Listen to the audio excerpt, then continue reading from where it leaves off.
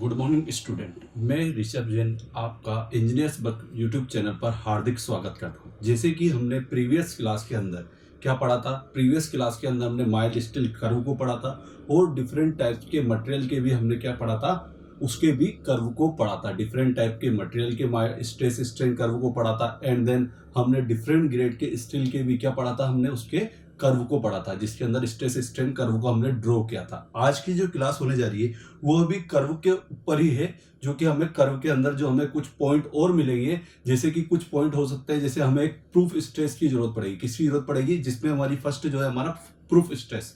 ये proof stress होता क्या है, तो इसके बारे में हम समझते हैं। ठीक है, आज की क्लास में हम सबसे पहले प्रूफ स्ट्रेस पढ़ेंगे, देन फिर क्रीप को पढ़ेंगे और फिर हम फटीग फेलियर के बारे में पढ़ेंगे, देन फिर हम उसके बाद क्या पढ़ेंगे, एंड्योरेंस लिमिट के बारे में पढ़ेंगे, देन फिर कंटिन्यू और भी कुछ पॉइंट है जिसके बारे में हमें डिस्कस करना है। ठीक है, तो पहले जो हम पढ़ने जा रहे हैं वो क्या होता है, हमारा प्रूफ स्ट्रेस पढ़ रहे हैं। किसको पढ़ रहे हैं? प्रूफ स्ट्रेस को। तो प्रूफ स्ट्रेस होता क्या है कि देखिए कि हम जो भी डिजाइन करते हैं, मोस्टली हम डिजाइनिंग के अंदर जो हम यूज करते हैं वो कौन सा मटेरियल यूज करते हैं? डक्टाइल मटेरियल यूज करते हैं। कौन सा मटेरियल यूज करते हैं?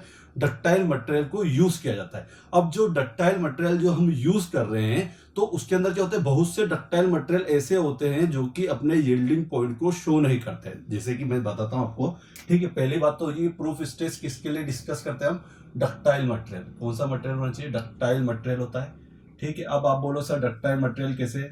जैसे कि डक्टाइल मटेरियल के अंदर मैं बात कर दूं, एल्यूमिनियम हुआ, कॉपर हुआ, सिल्वर हुआ, और भी बहुत सारे डिफरेंट टाइप के हो सकते हैं। तो जो हमारा डक्टाइल मटेरियल जो होता है, इनका जो स्ट्रेस स्ट्रेन कर्व जो होता है, वो पहले मैं आपको ड्रॉ कर देता हूं कि जो स्ट्रेस स्ट्रेन कर्व जो होता है वो कुछ इस टाइप से होता है। ठीक है, मैंने आपको बताया था कि यहाँ पे तो क्या होती है, मेरी स्ट्रेन होती है, जिसे हम क्या बोलते हैं, प्रतिबल नहीं, क्या बोलते हैं, विकृति बोलते हैं। जबकि वाई एक्सिस पे क्या होता है, हमारा वाई एक्सिस पे होता है हमारा स्ट्रेस होता है। क्या होता है? हमारा स्ट्रेस होता है, जिसे हम बोलते हैं प्रतिबल, जिसकी यूनिट क्या होती है, न्यूटन पर mm स्क्वायर होती है। ठीक है, जब आप इन मटेरियल का कर्व ड्रॉ करते हो, स्ट्रेस स्ट्रेन कर्व ड्रॉ करते हो, किसका?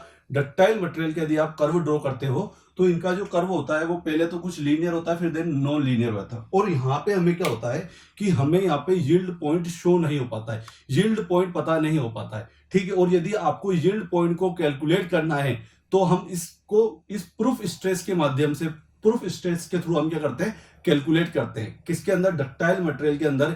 यदि आपको यील्ड पॉइंट को शो करना है तो हम किसके थ्रू यूज करेंगे?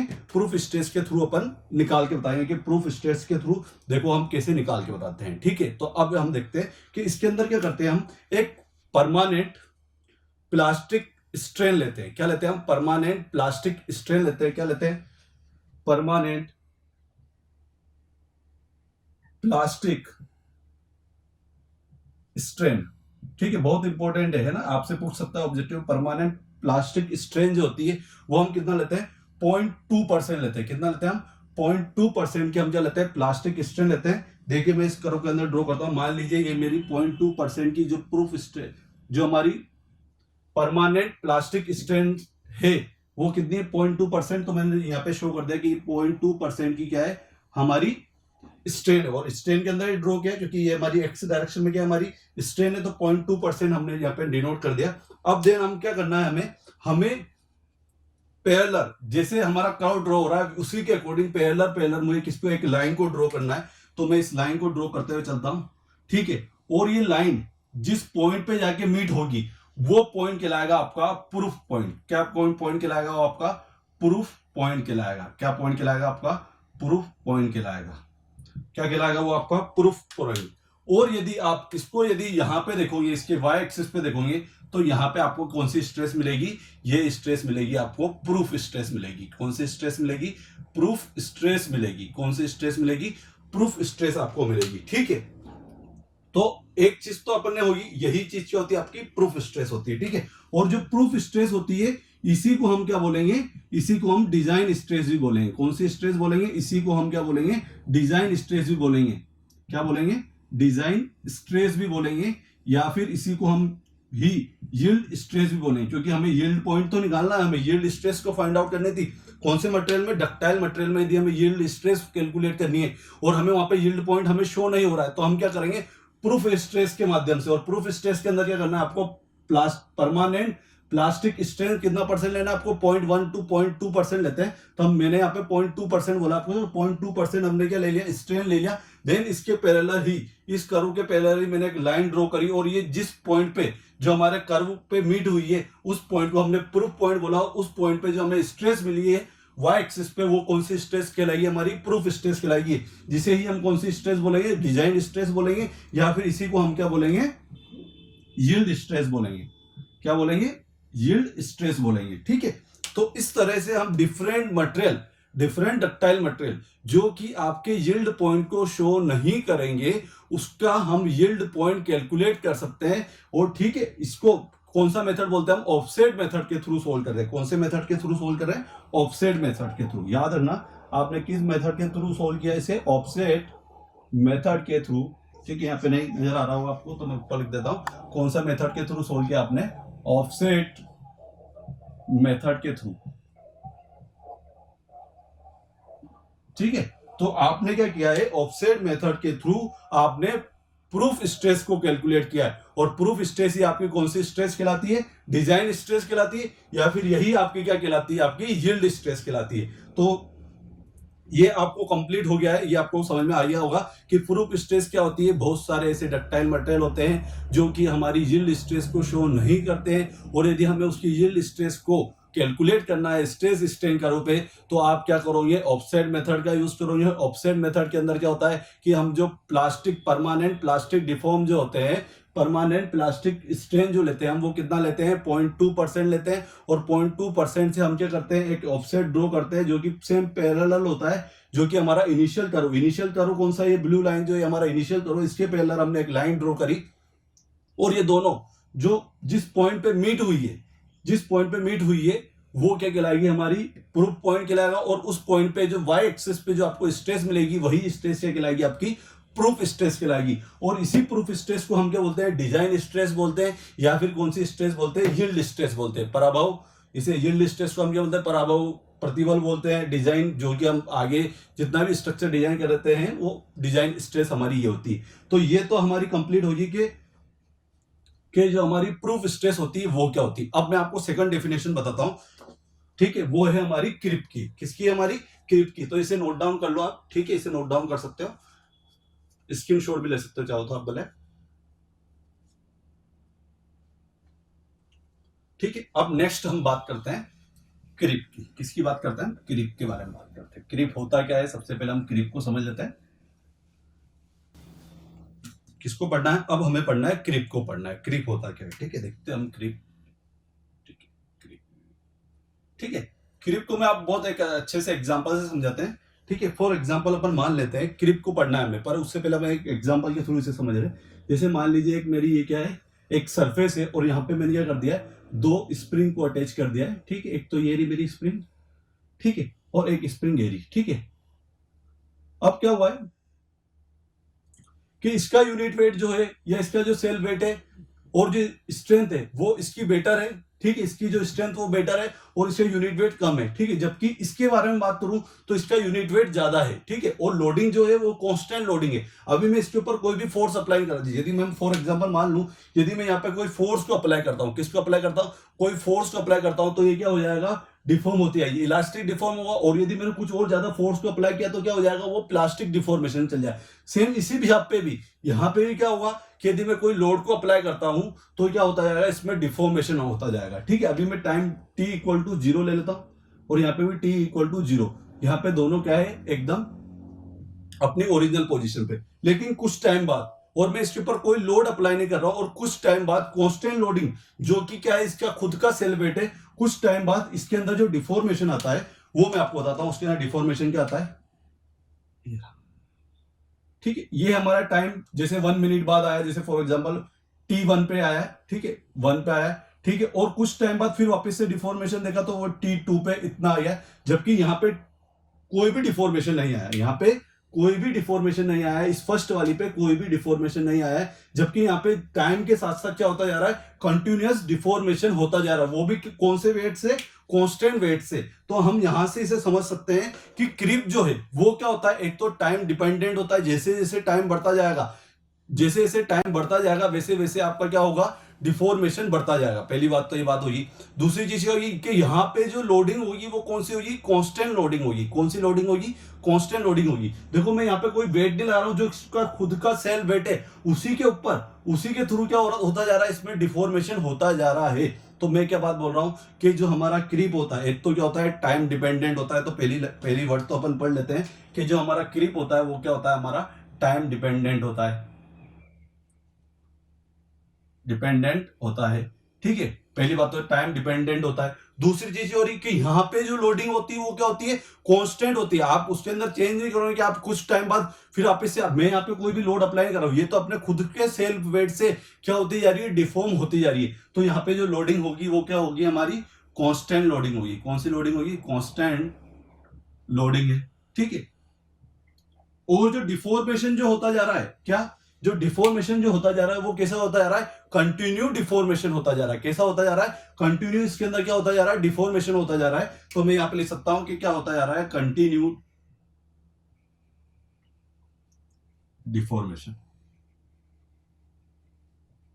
यदि ये तीन सिचुएशन यदि आपको मिल जाए तो आप ये कह सकते हो कि इसमें क्या हो रहा है, क्रीप हो रहा है। ठीक है, आपसे बोला है क्रीप जो होता है वो टाइम डिपेंडेंट होता है, तो ऑफकोर्स ये टाइम डिपेंडेंट होता है। लोडिंग जो होती है यहाँ पे कौन सी लोडिंग होती है, कांस्टेंट लोडिंग होती है। और उसमें जो डिफॉर्मेशन होता है वो टाइम के साथ साथ क्या होता है, कंटिन्यू बढ़ता हुआ जाता है। जैसे कि मैंने आपको यहाँ पे बताया कि फॉर एग्जाम्पल एक ये स्प्रिंग है, तो अपने खुद के सेल वेट कम होने से ये क्या हो रही, डिफॉर्म नहीं हुई, लेकिन इसके खुद का सेल वेट इतना था कि इसमें कांस्टेंट, और खुद का सेल वेट जो है वो उसका क्या है, मैं इसके ऊपर कोई लोड अप्लाई नहीं कर रहा हूं, तो ये क्या है, इसका खुद का सेल वेट से क्या हो रहा है, और कांस्टेंट लोड है। ठीक है, क्योंकि खुद का वेट तो क्या है, कांस्टेंट, वो तो चेंज होगा नहीं खुद का वेट तो उसके थ्रू क्या होता है, टाइम के साथ साथ क्या होता जा रहा है, इसमें डिफॉर्मेशन होता जा रहा है। तो मैंने डिफॉर्मेशन होता जा रहा है, वही चीज क्या कहलाएगी, आपकी क्रीप कहलाएगी। टाइम डिपेंडेंट कांस्टेंट लोडिंग, और जो डिफॉर्मेशन है वो कंटिन्यू यदि होता है तो वो क्या कहलाता है, आपका क्रीप कहलाता है। ठीक है, तो अभी हमने जो दो डेफिनेशन पढ़ी है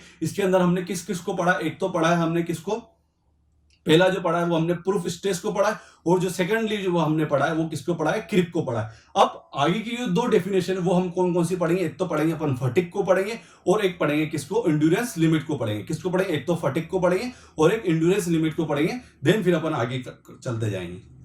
तो अब हम पढ़ते हैं किसको, फटिग को पढ़ेंगे, और एक किसको पढ़ेंगे, एंड्योरेंस लिमिट को पढ़ेंगे। तो देखते हैं पहले कि फटिग होता क्या है। सबसे पहले हम किसको पढ़ लेते हैं, फटिग होता क्या है। ठीक है, अभी तक जो लोडिंग हो रही थी, हमारे कोई भी हमारा मटेरियल था या फिर कोई भी सॉलिड बॉडी थी, तो वहां पे जो लोड अप्लाई हो रहा था वो कैसा, स्टैटिक लोडिंग हो रही थी। उसमें कैसी लोडिंग हो रही थी, स्टैटिक लोडिंग हो रही थी। और उसकी वजह से क्या हो रहा था, उसमें कुछ टाइम तक तो वो लोड को बियर कर पा रहा था, देन फिर उसमें कुछ डिफॉर्मेशन हो रहा था, देन फाइनली क्या हो रहा था, वो फेलियर हो रहा था। ठीक है, लेकिन यहाँ पे जो फटिग फेलियर जो होता है, हमारा जो फटिग होता है उसके अंदर क्या होता है कि जो हमारा जो मटेरियल जो फेलियर होगा वो किसके कारण होगा, हमारे साइक्लिक लोडिंग के कारण फेलियर होगा। किसके कारण फेलियर होगा, साइक्लिक लोडिंग के कारण। जैसे कि मैं कंटिन्यूअस उसके ऊपर करता हूँ, जैसे ये है, तो मैं बताऊँ साइकिल के थ्रू एक बार रिवर्सल फोर्स में अप्लाई करते जा रहा हूँ, किसके ऊपर, उस मटेरियल के ऊपर या फिर सॉलिड बॉडी के ऊपर, और उसके कारण जो फेलियर होगा, उस लोडिंग के कारण, उस साइक्लिक लोडिंग के कारण जो फेलियर होगा, वो फेलियर कौन सा फेलियर कहलाएगा, आपका फटिग फेलियर कहलाएगा। क्या कहलाएगा, आपका फटिग फेलियर कहलाएगा। तो मैं आपको एक चीज बताता हूं कि आपसे भी पूछे कि जो फटिग है वो क्या होता है, इसमें जो मटेरियल जो होता है वो फेलियर जो होता है वो किसके कारण होता है, हमारे साइक्लिक लोडिंग के कारण। तो आप लिख सकते हैं failure due to cyclic loading. ठीक है, पहली बात तो क्लियर होगी कि जो हमारा जो मटेरियल है या फिर जो सॉलिड बॉडी है वो अब किसके कारण फेलियर हो रही है, हमारे साइक्लिक लोडिंग के कारण यदि फेलियर होती है तो वही क्या कहलाता है, आपका फटिग कहलाता है। एक चीज तो हमारी क्लियर होगी। ठीक है, अब दूसरी पॉइंट आप जरूर याद रखें, फर्स्ट पॉइंट तो ये मेरा क्लियर हो गया, सेकंड पॉइंट आप जरूर याद रखें कि यहाँ पे जो अप्लाइड स्ट्रेस या अप्लाइड लोड जो होता है, दैट मींस जो आपका साइक्लिक लोड या साइक्लिक स्ट्रेस जो होगी वो क्या होती है, आपके क्रिटिकल स्ट्रेस से क्या होती है, कम होती है। लेकिन वो क्या होती है कि वो कंटिन्यूअसली क्या होती है, कम ज्यादा लगती जाती है, जिसकी वजह से क्या होता है कि वो जो आपका मटेरियल जो होता है वो क्या किस टाइप से फेलियर होता है, फटिग फेलियर हो जाता है। और 90% जो आपके अंदर मैकेनिकल के अंदर जो भी फेलियर होते हैं, मैकेनिकल बॉडी के अंदर जो फेलियर होते हैं वो किसके थ्रू होते हैं, हमारे फटिग फेलियर के कारण होते हैं। ठीक है, तो यहाँ पे जो हमारा जो अप्लाइड बोल सकते हैं आप, अप्लाइड स्ट्रेस जो होती है वो क्या होती है, लेस देन होती है आपकी क्रिटिकल स्ट्रेस से। कौन सी स्ट्रेस से? क्रिटिकल स्ट्रेस से लेस देन होती है, ठीक है। मतलब कि हमारी जो हाईएस्ट जो उसकी स्ट्रेस है उसके बाद देन वो फेलियर हो जाए, हाईएस्ट जो उसकी लोडिंग है, हाईएस्ट जो उसने स्ट्रेस शो करी उससे पहले ही यदि हम उसके ऊपर साइक्लिक लोडिंग लगाएंगे तो वो क्या हो सकता है? फेलियर हो सकता है। और इस टाइप का जो फेलियर होगा वो कौन सा फेलियर कहलाएगा? आपका फटिग फेलियर कहलाएगा। और इसी को हम क्या कहते हैं? फटिग कहते हैं, ठीक है। यदि आपको इसको कैलकुलेट करना है तो हम किसके थ्रू कैलकुलेट करते हैं? थर्ड आप इसे देख ले कि इसको कैलकुलेट करने के लिए हम कौन सी टेस्ट का यूज करते हैं? एशियन टेस्ट का यूज करते हैं। कौन सी टेस्ट का यूज करते हैं? एशियन टेस्ट का यूज करते हैं। कौन सी टेस्ट होती है हमारी? एशियन टेस्ट होती है, जिसे हम बोल सकते हैं stress number of cyclic loading, cyclic loading, ठीक है। यही आपकी टेस्ट होती है। इस टेस्ट के थ्रू, एशियन टेस्ट बोलते हैं, जिसके थ्रू आप क्या कैलकुलेट कर लेते हो? फटिग को कैलकुलेट कर लेते हो। तो फटिग को कैलकुलेट करने के लिए हम कौन सी टेस्ट का यूज करते हैं? एशियन टेस्ट का यूज करते हैं। इसमें दो पॉइंट होंगे, ठीक है। पहले फर्स्ट क्या होगा? ठीक है, पहला क्या होगा आपका? फटिग। क्या होगा आपका? पहला तो होगा आपका फटिग, ठीक है। फटिग इनिशिएशन पीरियड या इनिशिएशन लाइफ, या आप बोल सकते हो टाइम, या फिर आप बोल सकते हो साइकिल बोल सकते हो। इनिशिएशन टाइम, ठीक है। और जो दूसरा हमारा जो होता है वो क्या होता है आपका? फटीग प्रोपेगेशन टाइम, या फिर आप इसको क्या बोल सकते हो? लाइफ भी बोल सकते हो इधर भी, और इधर भी लाइफ बोल सकते हो। दैट मींस मैं आपको समझाता हूं ये दोनों लाइफ कौन सी इसकी। जैसे कि कोई भी हमारा मटेरियल हुआ, ठीक है, उसके ऊपर साइक्लिक लोडिंग हमने स्टार्ट की, ठीक है, तो वो लाइफ या वो टाइम हमारा जब उस बॉडी पे या फिर उस मटेरियल पे क्या होना स्टार्ट होता है? उस पे सरफेस क्रैक आना स्टार्ट होता है। तो वो वहां तक का जो टाइम है वो तो कौन सा कहलाएगा आपका? फटिग इनिशिएशन टाइम कहलाएगी, या फिर फटिग इनिशिएशन लाइफ कहलाएगी। जबकि जब आपका वो जो मटेरियल है या फिर आपकी जो सॉलिड बॉडी है वो यदि फेल हो जाती है, वो टाइम कौन सा कहलाता है आपका? स्टार्टिंग क्रैक से लेके लास्ट फेलियर तक का जो टाइम कहलाता है वो आपका प्रोपेगेशन टाइम कहलाता है, या फिर आपकी उसकी लाइफ कहलाती है। तो यहां पे जो हमारा सरफेस क्रैक जो होता है वो स्टार्ट होता है। सरफेस क्रैक जो होता है वो आपका क्या होता है? स्टार्ट होता है। जबकि यहाँ पे कंप्लीट फेलियर हो जाता है। आप बोल सकते हो डायरेक्ट फेलियर हो जाएगा। क्या हो जाएगा? आपका मटेरियल जो होगा वो क्या हो जाएगा? फेलियर हो जाएगा, ठीक है। तो ये चीज होती है आपकी फटिग फेलियर की होती है। तो देखो, आपको सबसे पहले इसमें क्या समझना है? आपको समझना है कि जो हमारा फटिग जो होता है वो क्या होता है? फटिग के अंदर जो लोडिंग होती है, वो जो लोडिंग होती है वो स्टैटिक ना होकर वो कैसी होती है? साइक्लिक लोडिंग होती है। रिवर्सल लोडिंग कंटिन्यूअसली हम अप्लाई करते जाते हैं। देन वहां पे जो स्ट्रेस होगी वो आपसे पूछ सकता है, जो स्ट्रेस होती है वो क्या होती है? क्रिटिकल स्ट्रेस से लेस होती है। देन थर्ड वन, इसको हम कैसे कैलकुलेट करते हैं? तो कैलकुलेट करने के लिए हम किसका यूज करते हैं? एशियन टेस्ट का यूज करते हैं, जिससे अपन क्या होते हैं? Stress number of cyclic loading, ठीक है। फिर अब इसके अंदर क्या होता है? यहां पे हम दो चीजें कैलकुलेट करते हैं। पहली चीज तो होती है कि उसका सरफेस क्रैक जो स्टार्ट हुआ वहां तक का कितना टाइम है, या वहां तक की कितनी लाइफ है। तो वो जो कहलाएगी आपकी, वो क्या कहलाएगी आपकी?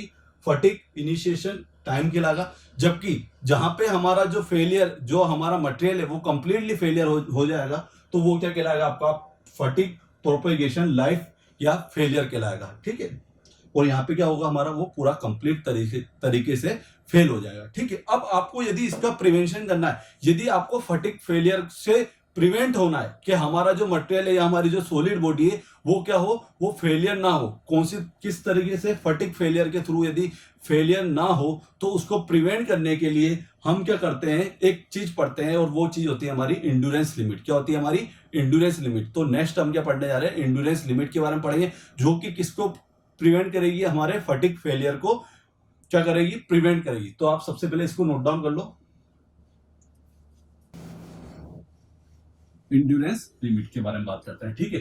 अब आपको ये चीज पता होना चाहिए, यदि मुझे फटिग फेलियर का प्रिवेंशन करना है, किसका करना है? पहली बात तो कि यदि आपको प्रिवेंशन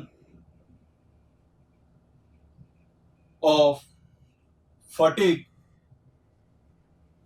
फेलियर, और इसको प्रिवेंशन करने के लिए जो आपका जो स्ट्रेस होगा, जो आप अप्लाइड स्ट्रेस जो करोगे वो ऑलवेज लेस देन होना चाहिए, किससे? इंड्योरेंस लिमिट से या इंड्योरेंस स्ट्रेस से क्या होना चाहिए? लेस देन होना चाहिए। तो यहां पे लिख देता हूं मैं, less than to endurance limit. किससे लेस देन होना चाहिए? इंड्योरेंस लिमिट, या फिर आप टॉलरेंट लिमिट भी बोल सकते हो कि एक टॉलरेंट लिमिट होती है जहां तक कि आप उसको अप्लाई करोगे, उससे पहले पहले तक यदि आप लोड को अप्लाई करते हो या स्ट्रेस को अप्लाई करते हो तो उसमें कोई फटीग फेलियर नहीं होगा। तो यदि आपको फटीग फेलियर को बचना है या आपको फटीग फेलियर उस मटेरियल के अंदर या उस सॉलिड बॉडी के अंदर नहीं होने देना है, तो जो आप जो अप्लाई करोगे स्ट्रेस, जो कि साइक्लिक स्ट्रेस है, साइक्लिक लोडिंग है, वो क्या होना चाहिए? आपका इंड्योरेंस लिमिट से क्या होना चाहिए? कम होना चाहिए। ठीक है, तो ये चीज तो होगी कि यदि आपको प्रिवेंशन करना है फटीग फेलियर को, तो आपको क्या करना पड़ेगा कि जो आपका जो स्ट्रेस होगा वो ऑलवेज लेस देन होना चाहिए आपका इंड्योरेंस लिमिट। यदि मैं बात करूं इंड्योरेंस लिमिट की क्या डेफिनेशन होती है, ठीक है, तो इंड्योरेंस लिमिट क्या होता है कि इंड्योरेंस लिमिट में भी साइक्लिक लोडिंग, ठीक है, साइक्लिक लोडिंग आप अप्लाई करोगे, लेकिन यहां पे आपको कोई भी एविडेंस नहीं मिलेगा किसका? फेलियर का या फिर सरफेस क्रैक का। वो लिमिट जहां तक कि आप उसके ऊपर यदि कोई फोर्स को अप्लाई करते हो, कोई लोड को अप्लाई करते हो, और जो लोड होगा वो कौन सा होगा? आपका साइक्लिक लोड होगा। कौन सा लोड होगा? आपका साइक्लिक लोड होगा। और उसको यदि आप अप्लाई करते हो तो भी उसके ऊपर कोई भी एविडेंस नहीं मिलते हैं किसके? फेलियर होने के या फिर सरफेस क्रैक होने के। तो वही लिमिट जो होगी, वही लिमिट क्या कहलाएगी? आपकी इंड्योरेंस लिमिट कहलाएगी। क्या कहलाएगी? आपकी इंड्योरेंस लिमिट कहलाएगी। तो आप इसको ये करके लिख सकते हो कि यदि हम कोई उसके ऊपर साइक्लिक लोडिंग, इफ मटेरियल, यदि आप कोई मटेरियल यूज करते हैं और उसके ऊपर यदि अपन साइक्लिक लोडिंग अप्लाई करते हैं, यदि उसके अंदर कोई भी क्या है? एविडेंस नहीं होता है किसका? सरफेस क्रैक होने का, तो वो लिमिट जो कहलाएगी, जहां तक आपने उस फोर्स को अप्लाई किया है, वो लिमिट क्या कहलाएगी? उसकी इंड्योरेंस लिमिट कहलाएगी। जैसे फॉर एग्जांपल बात करो, जैसे माइल्ड स्टील की होती है वो 158 से लेके 160 तक होती है, वो उसकी क्या होती है? इंड्योरेंस लिमिट होती है। तो वहां तक के न्यूटन पर 158 न्यूटन पर एमएम स्क्वायर की क्या होती है? उसकी इंड्योरेंस लिमिट होती है। तो वहां तक यदि आप कंटिन्यूअस यदि फोर्स को अप्लाई भी करोगे तो क्या होगा?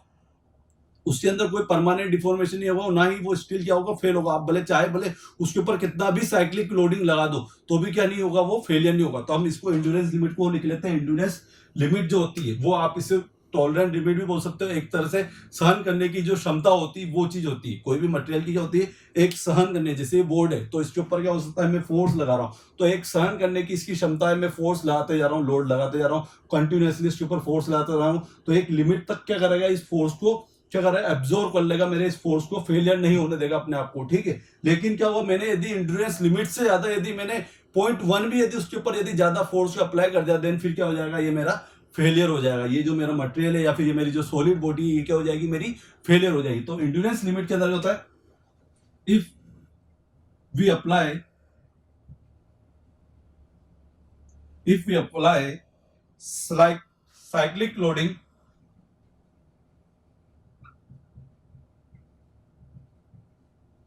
on material,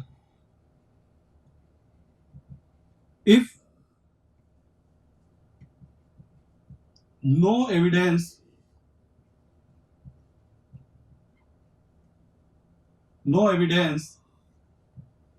of surface crack,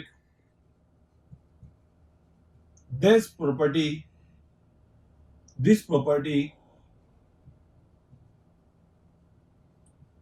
called endurance limit.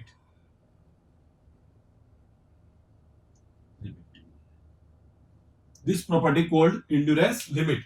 ठीक है, मैंने आपको नजर नहीं आ रहा था, मैं आपको एक बार बोल के बताता हूं। यदि आप कोई मटेरियल है उसके ऊपर साइक्लिक लोडिंग को अप्लाई कर रहे हो और यदि उसके ऊपर कोई भी सरफेस क्रैक होने का कोई एविडेंस नहीं मिल रहा है, दैट मींस वो क्या है? उसकी इंड्योरेंस लिमिट है, जहां तक कि उसके ऊपर कोई भी सरफेस क्रैक नहीं आया है। ठीक है, तो ये चीज होती है हमारी कौन सी? इंड्योरेंस लिमिट वाली होती है। मैंने आपको बता दिया कि यदि आपसे माइल्ड स्टील की पूछे तो आप बोल सकते हो 150 से लेके 160 170 तक, 150 न्यूटन पर एमएम स्क्वायर से लेके 170 न्यूटन पर एमएम स्क्वायर तक क्या होती है? उसकी इंड्योरेंस लिमिट होती है। देन उसके बाद यदि फिर आप यदि और फोर्स अप्लाई करते हो, देन फिर वो यील्डिंग पे पहुंच जाता है, देन फिर उसके बाद परमानेंट डिफॉर्मेशन रहता है। ठीक है, तो ये चीज होगी हमारी कौन सी वाली? कौन सी होगी? दो चीज हमने पढ़ ली, एक तो फटिग को पढ़ लिया है और एक किसको पढ़ लिया हमने, एंड्योरेंस लिमिट को पढ़ लिया। एक बार और मैं वापस से रिपीट कर देता हूं कि फटिग क्या होता है और एंड्योरेंस लिमिट क्या होती है। फटिग के अंदर क्या होता है, पहले हम जो पढ़ रहे थे वो कौन सा पढ़ रहे थे, साइक्लिक लोडिंग पढ़ रहे थे। साइक्लिक लोडिंग नहीं पढ़ रहे थे, पहले हम किसे पढ़ रहे थे, स्टैटिक लोडिंग वाली कंडीशन पढ़ रहे थे। लेकिन फटिग के अंदर क्या होता है कि एक साइक्लिक लोडिंग, स्टैटिक लोड नहीं है, साइक्लिक लोडिंग है, और उसकी वजह से यदि मटेरियल फेलियर हो रहा है तो वो आपका कौन सा फेलियर कहलाएगा, आपका फटिग फेलियर कहलाएगा। ठीक है। सेकंड चीज, यहाँ पे जो स्ट्रेस होती है उसकी वैल्यू क्या होती है, क्रिटिकल स्ट्रेस से लेस देन होती है। इसको कैलकुलेट करने के लिए हम कौन सी टेस्ट का यूज करते हैं, एसएन टेस्ट का यूज करते हैं। देन उसके अंदर दो टाइम आते हैं या फिर दो लाइफ आती है। एक तो हमारी जब फटिग फेलियर जो है वो सरफेस क्रैक देना स्टार्ट ही किया है, एंड देन जब दूसरा जो होता है आपको वो जहां पे वो कंप्लीटली फेल हो चुका है। सेकंड वन चीज, यदि आपको इसको प्रिवेंशन को बचना है, यदि आपको फटिग फेलियर से बचना है तो आपको करना पड़ा है, जो आप स्ट्रेस अप्लाई करोगे या फिर जो आप साइक्लिक लोडिंग जो अप्लाई करोगे उसकी जो वैल्यू होती है वो क्या होती है, आपके एंड्योरेंस लिमिट से क्या होनी चाहिए, कम होनी चाहिए। एंड्योरेंस लिमिट से कम होनी चाहिए। अब यदि मैं एंड्योरेंस लिमिट की बात करूं तो एंड्योरेंस लिमिट क्या होती है, एंड्योरेंस लिमिट वो लिमिट होती है जहां तक यदि आप उस बॉडी के ऊपर या फिर उस सॉलिड के ऊपर आप भले चाहे जितना भी साइक्लिक लोड को अप्लाई कर दो, वो उसके ऊपर कोई भी एविडेंस नहीं मिलता है सरफेस फेलियर होने का या फिर सरफेस क्रैक आने का, तो वही लिमिट क्या कहलाती है, आपकी एंड्योरेंस लिमिट कहलाती है। और यदि आप बोल सकते हो उसी प्रॉपर्टी आप एंड्योरेंस लिमिट प्रॉपर्टी भी बोल सकते हो उस मटेरियल की। That's it. ठीक है। तो ये दो डेफिनेशन भी हमने कंप्लीट कर ली। देन अब हमें आगे क्या पढ़ना है, हम आगे पढ़ना, हमने कंप्लीटली स्ट्रेस स्ट्रेन कर्व को पढ़ लिया है। अब देन हमें क्या पढ़ना है, दो चीजें पढ़नी है। ठीक है। जो कि हमने कंप्लीटली, हमने जब कर्व को ड्रॉ किया है तो उसके थ्रू हमने कुछ और एनालिसिस किया है कि जो हमारा ब्रिटल मटेरियल होगा और जो डक्टाइल मटेरियल होगा उसकी जो स्ट्रेंथ, क्या पता वो किसके अंदर शेयर स्ट्रेंथ की वैल्यू ज्यादा आ रही है या टेंशन स्ट्रेंथ ज्यादा ले पा रहा है या फिर कंप्रेशन स्ट्रेंथ ज्यादा ले पा रहा है, और उसी बिहाफ पे डक्टाइल मटेरियल जो है वो टेंशन स्ट्रेंथ ज्यादा ले पाता है या कंप्रेशन स्ट्रेंथ ज्यादा ले पाता है या शेयर स्ट्रेंथ ज्यादा ले पाता है। तो वो उन सब के लिए ही तो हम किसको ड्रॉ करते हैं, कर्व को ड्रॉ करके एनालिसिस करते हैं। तो कुछ फाइनल रिजल्ट है जो कि मैं आपको इसके अंदर अभी लेक्चर के अंदर बताऊंगा कि फाइनल रिजल्ट के अंदर हम देख लेंगे कि हमारा जो डक्टाइल मटेरियल होता है उसकी स्ट्रेंथ किसमें सबसे ज्यादा होती है, देन हमारा जो ब्रिटल मटेरियल होता है उसकी किसके अंदर स्ट्रेंथ ज्यादा होती है, और यदि उसके अंदर यदि जो फेलियर होता है वो किस शेप का होता है, किस डिग्री पे उसका फेलियर होता है, तो उसके बारे में डिस्कस करेंगे। तो अब हम स्टार्ट करते हैं, मोड ऑफ फेलियर के बारे में पढ़ेंगे कि डक्टाइल मटेरियल किस बिहाफ पे फेल होता है और ब्रिटल मटेरियल जो होता है वो किस बिहाफ पे फेल होता है। ठीक है। अब हमें किसको पढ़ना है, मोड ऑफ फेलियर को पढ़ना है। ठीक है। मोड ऑफ फेलियर देखना है हमें किस किस के, एक तो हमें देखना है डक्टाइल मटेरियल का और एक हमें देखना है किसका, ब्रिटल मटेरियल का। दोनों का हमें देखना है कि किसमें कौन कौन सी स्ट्रेंथ कितनी होती है, किसमें क्या लेस होता है, किसमें ग्रेटर देन होता है, तो उसके बारे में हमें पढ़ना है। ठीक है। तो जो हमारा फर्स्ट ऑफ ऑल मैं लेके आता हूँ, दो मटेरियल है, दो ही पार्ट में हमने डिवाइड किया। एक तरफ है हमारा डक्टाइल मटेरियल है और एक तरफ क्या है हमारा ब्रिटल मटेरियल। तो सबसे पहले मैं आपको ब्रिटल मटेरियल के बारे में बताता हूँ। ब्रिटल मटेरियल जो होता है उसकी जो हमने जब स्ट्रेस स्ट्रेन कर्व को ड्रॉ करेंगे तो वहां पे जो मैक्सिमम जो इसकी स्ट्रेंथ होती है वो सबसे ज्यादा कौन सी स्ट्रेंथ होती है, वो आपकी होती है कंप्रेशन स्ट्रेंथ होती है। कौन सी स्ट्रेंथ होती है, कंप्रेशन स्ट्रेंथ सबसे ज्यादा होती है। देन फिर शेयरिंग स्ट्रेंथ होती है, उससे कम कौन सी होती है, शेयरिंग स्ट्रेंथ होती है। जबकि जो ब्रिटल मटेरियल होता है उसकी जो टेंशन स्ट्रेंथ होती है वो सबसे कम होती है। दैट मींस मैं आपसे यदि पूछूंगा, क्वेश्चन आएगा क्या आएगा, यदि आपसे पूछे कि जो ब्रिटल मटेरियल है वो फर्स्टली किस में फेल होता है, तो फर्स्टली वो किस में फेल होता है, टेंशन में फेल होता है। देन फिर वो किस में फेल होगा, शेयर में फेल होगा, और फाइनली वो किस में फेल होगा, कंप्रेशन में फेल होगा। ठीक है। तो सबसे ज्यादा स्ट्रेंथ किसकी होती है, ब्रिटल मटेरियल में सबसे ज्यादा जो स्ट्रेंथ होती है वो किसकी होती है, कंप्रेशन। मैंने पहले ही पूरा एक चार्ट ड्रॉ कर दिया है। ठीक है। तो आपको मैं बता दूंगा पूरा फ्लो चार्ट के थ्रू। ठीक है। तो सबसे ज्यादा जो होती है स्ट्रेंथ ब्रिटल मटेरियल में वो किसकी होती है, कंप्रेशन स्ट्रेंथ होती है। उससे कम कौन सी होती है, शेयरिंग स्ट्रेंथ होती है। और सबसे जो कम ही होती है वो कौन सी हमारी होती है, टेंशन स्ट्रेंथ होती है। जबकि यदि मैं डक्टाइल मटेरियल के अंदर बात करूं तो डक्टाइल मटेरियल के अंदर जो होती है वो टेंशन स्ट्रेंथ सबसे ज्यादा होती है। उससे कम कौन सी होती है, हमारी कंप्रेशन स्ट्रेंथ होती है। और वो इक्वल भी हो सकती है। बहुत से मटेरियल ऐसे होते हैं जिसमें कंप्रेशन स्ट्रेंथ और टेंशन स्ट्रेंथ दोनों क्या होती है, इक्वल होती है। और जो सबसे कम होती है वो कौन सी होती है, आपकी शेयरिंग स्ट्रेंथ होती है। कौन सी स्ट्रेंथ होती है, शेयरिंग स्ट्रेंथ होती है। तो आपसे ये पूछेगा वो कि जो हमारा डक्टाइल मटेरियल होता है वो फर्स्टली किस में फेल होता है, तो आपका आंसर क्या होना चाहिए, शेयरिंग स्ट्रेंथ में। जबकि यदि आपसे पूछे ब्रिटल मटेरियल जो होता है वो किसमें फेल होता है, तो फर्स्टली वो किसमें फेल होगा, हमारे टेंशन में होगा। आपसे सेकंड चीज पूछ सकता है कि मैक्सिमम स्ट्रेंथ कौन सी होती है ब्रिटल मटेरियल में, तो आपका आंसर क्या होना चाहिए, कंप्रेशन स्ट्रेंथ मैक्सिमम होती है। जबकि यदि मैं बात करूं डक्टाइल मटेरियल के अंदर मैक्सिमम स्ट्रेंथ कौन सी देता है, वो देता है हमारा टेंशन स्ट्रेंथ देता है। कौन सी स्ट्रेंथ देता है, टेंशन स्ट्रेंथ सबसे ज्यादा मैक्सिमम देता है। ठीक है।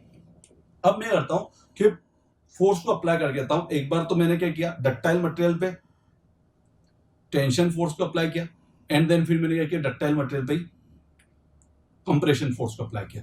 इसी भी आप पे मैं करता हूं, ब्रिटल पे भी एक बार तो मैं देता हूं किसको, अंडर कंप्रेशन रखता हूं, और एक बार क्या रखता हूं, अंडर टेंशन रखता हूं। ठीक है, तो पहला जो अपन देखते हैं वो ब्रिटल मटेरियल के अपन दोनों देख लेते हैं, एक बार तो कंप्रेशन वाला देख लेते हैं और एक बार टेंशन वाला देख लेते हैं। ठीक है, तो जो मैंने यहाँ पे लिखा हुआ है अंडर, यदि आप क्या करते हो, टेंशन फोर्स को यदि आप अप्लाई करते हो तो जो फेलियर होता है, दैट मीन ये मान लीजिए मेरा ब्रिटल मटेरियल और इसके ऊपर यदि मैंने आपको फोर्स को लगाया, देख लेना आप, कोई बोले आप एक चौक भी लेके देखना, क्योंकि वो कैसे होता है, ब्रिटल फेलियर होता है, कोई उसमें डिफॉर्मेशन होता है नहीं, वो एक टाइम तक तो फोर्स को अप्लाई करता है, फोर्स को बियर करी, देन वो फिर क्या हो जाएगी, फेलियर हो जाएगी। ठीक है, तो यदि आप किसी ब्रिटल मटेरियल के ऊपर यदि टेंशन फोर्स को अप्लाई करते हो तो उसका जो फेलियर होता है वो फेलियर कैसा बनता है, फेलियर सरफेस जो आपको मिलेगी वो कैसी मिलेगी, सरफेस रफ मिलेगी। और वो कौन से एंगल पे जाके फेलियर होगी, 90 डिग्री एंगल पे। जो उसके अंदर जो पार्टिकल जो सेपरेट होंगे वो फोर्स के जो अप्लाइड फोर्स जिस डायरेक्शन में हो रहा है उसके 90 डिग्री एंगल पे जाके क्या होगी, वो फेलियर होगी। तो आपसे पूछ सकता है कि जो हमारा ब्रिटल मटेरियल होता है वो अंडर टेंशन कौन से डिग्री पे जाके फेल होता है, 90 डिग्री एंगल पे जाके वो फेलियर होता है। जो उसमें जो सेपरेशन ऑफ जो पार्टिकल्स होंगे वो कितने होंगे, हमारे फोर्स, जिस फोर्स के अकॉर्डिंग जो अप्लाई हो रहा है जिस डायरेक्शन, उससे 90 डिग्री एंगल पे वो क्या होंगे, सेपरेट होगा और वो फेलियर होगा। ठीक है, तो ये तो हमारा कौन सा हुआ, जब ब्रिटल मटेरियल के ऊपर आपने क्या किया है, अंडर टेंशन फोर्स अप्लाई किया। क्या फोर्स अप्लाई किया, टेंशन फोर्स को अप्लाई किया है। अब सेकंड चीज बात होती है, ब्रिटल मटेरियल में यदि आप कौन से फोर्स को लगाते हो, ब्रिटल मटेरियल में ही यदि आप कौन से फोर्स को लगाते हो, कंप्रेशन फोर्स को यदि आप अप्लाई करते हो तो क्या होगा, कंप्रेशन स्ट्रेंथ तो वैसे उसकी बहुत ज्यादा होती है, तो जो उसका जो फेलियर होगा वो किस बिहाफ पे होगा, उसकी शेयरिंग स्ट्रेंथ के बिहाफ पे होगा। किस पे, स्ट्रेंथ पे बिहाफ पे होगा, शेयरिंग स्ट्रेंथ के बिहाफ पे होगा। तो देखो मैंने इस डायग्राम से थ्रू ड्रॉ किया है, जब मैंने ये एक मेरा मटेरियल है और ऑब्वियस बात है जब कंप्रेशन लगवा, दैट मीन मैं क्या कर रहा हूं, उसको पुश कर रहा हूं, तो जो उसका जो फेलियर प्लेन जो होगा वो कौन सा होगा, failure due to the shear strength, और वो भी कौन से प्लेन पे होगा, 45 डिग्री एंगल पे वो प्लेन होगा, एक्सेस टू द शाफ्ट। ठीक है, ये चीज होता है हमारा कौन सा, अंडर कंप्रेशन वाला। आपसे पूछ लेगा कि जो अंडर कंप्रेशन वो कौन से डिग्री पे जाके फेल होता है, 45 डिग्री पे, जबकि जो हमारा अंडर टेंशन की बात करूं तो वो किस पे जाके फेलियर होता है, 90 डिग्री पे। ये आपसे पूछ सकता है, दोनों चीज याद रखना है। कौन से मटेरियल की बात कर रहा हूं मैं, ब्रिटल मटेरियल की बात करता हूं। इसी भी आप पे हम नेक्स्ट वन देखते हैं, हम कौन सा वाला, डक्टाइल मटेरियल की। डक्टाइल मटेरियल की मैंने आपको क्या बात बताई कि उसकी टेंशन स्ट्रेंथ सबसे ज्यादा होती है, उससे कम कौन सी होती है, शेयरिंग स्ट्रेंथ होती नहीं होती। शेयरिंग स्ट्रेंथ तो सबसे कम होती है, जबकि डक्टाइल मटेरियल की सबसे ज्यादा टेंशन स्ट्रेंथ, देन फिर कंप्रेशन स्ट्रेंथ, और सबसे कम जो होती है वो कौन सी होती है, आपकी शेयरिंग स्ट्रेंथ होती है। अब यहाँ पे मैं दो ही नेचर लगा के दूंगा, एक बार तो मैं कौन सा फोर्स अप्लाई करूंगा, टेंशन वाला फोर्स अप्लाई करूंगा, और एक बार मैं कौन सा फोर्स अप्लाई करूंगा, हमारा कंप्रेशन फोर्स अप्लाई करूंगा। तो फर्स्टली मैंने कौन सा फोर्स अप्लाई किया, अंडर टेंशन रखा उसे, और टेंशन में जब लगाया तो मैंने जब उसको ब्रिटल मटेरियल को खींचा तो वहां पे क्या बना, एक शेप नजर आया, और वो शेप कौन सा था, मेरा कप एंड कोन शेप। एक तरफ तो मटेरियल तो जब मैंने उसको फेलियर होगा तो एक तरफ तो कप बन जाए और एक तरफ कोन बन जाए। ठीक है, तो जो फेलियर आपसे पूछे कि यदि आप डक्टाइल मटेरियल के ऊपर यदि आप फोर्स को अप्लाई करते हो, अंडर टेंशन फोर्स रखते हो, तो जो फेलियर होगा वो किस शेप का होगा, तो आपका आंसर क्या होना चाहिए, कप एंड कोन शेप का होना चाहिए। कौन से शेप का होता है, कप एंड कोन शेप का होता है। ठीक है, और जो फेलियर होता है वो किसके कारण होता है, शेयरिंग के कारण फेलियर होगा। ठीक है, और वो कौन से 45 डिग्री के ऊपर होगा, कौन सा है हमारा, शेयर प्लेन।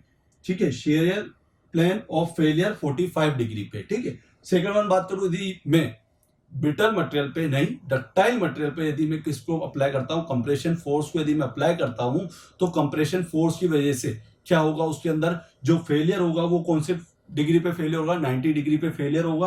और क्या होगा, जो हमारा जो मटेरियल होगा वो ब्लंजिंग हो जाएगा, ब्लंजिंग मतलब वो पूरी तरह से फेल जाएगा। ठीक है, जबकि ऐसा था, और जब मैंने उसको फोर्स को अप्लाई किया देन वो पूरी तरह से क्या हो गया, फेल गया है। ठीक है, जिसे हम क्या बोलते हैं, बल्जिंग ऑफ मटेरियल हो जाएगा। ठीक है, तो ये हमने चारों मोड पढ़ लिए, डक्टाइल मटेरियल के भी हमने दो पढ़ लिए, ब्रिटल मटेरियल के भी हमने दो पढ़ लिए। डक्टाइल मटेरियल के अंदर एक बार तो हमने टेंशन के अंदर रखा और एक बार कंप्रेशन के अंदर रखा। डक्टाइल मटेरियल के अंदर यदि मैंने टेंशन को रखा तो अभी जस्ट पढ़ा है कि जो हमें शेप मिला है वो कैसा शेप मिला है, शेप जो मिला है कप एंड कोन शेप मिला है, और जबकि इसके अंदर में जो शेप मिला है वो कौन सा शेप मिला है, ब्लंजिंग शेप मिला है, ठीक है, पूरी तरह से फेलियर, ठीक है। इसके अंदर टेंशन के अंदर 90 डिग्री पे नहीं, जबकि ये फेलियर 45 डिग्री पे हो रहा था, जबकि ये कितने पे हो रहा था, 90 डिग्री पे हो रहा था। और यदि ब्रिटल मटेरियल की बात करूं तो इसके अंदर क्या हो रहा है, ब्रिटल मटेरियल के अंदर यदि अंडर टेंशन की बात करता हूं तो ये 90 डिग्री पे इसके अंदर जो पार्टिकल है वो क्या हो रहे हैं, सेपरेट हो रहे हैं, और जो सरफेस जो हमें मिल रही है वो रफ सरफेस मिल रही है। जबकि यदि अंडर कंप्रेशन की यदि बात करूं तो क्या हो रहा है, वो 45 डिग्री पे जाके वो हमारा फेल हो रहा है, ठीक है, 45 डिग्री पे